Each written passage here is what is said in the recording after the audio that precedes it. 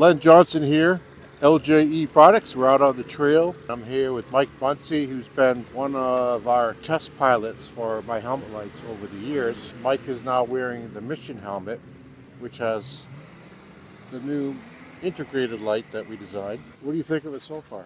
Oh, I love it. It's bright. It's great in the snow dust. What I really like about it is it looks like it's a factory product. It really blends right in with the helmet. You can't tell that it's an aftermarket piece. I really like it a lot. Awesome. All right, we're going to go over here to Craig Peabody.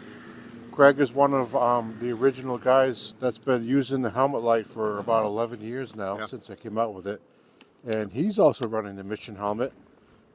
And tell me about following it. Can you see it pretty good? Oh, it's excellent. Yeah, it's super, super bright. We've had a lot of snow dust the last couple of days, and the light works great. I mean, all of your lights in the past have worked great. I love this one, like Mike was just saying.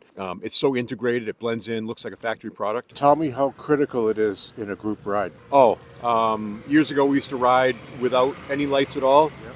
The tail lights get so covered in snow in no time. All the snow dust comes up off your sled. You can't see one another. These helmet lights are crucial. I mean, I wouldn't want to ride with a group without them.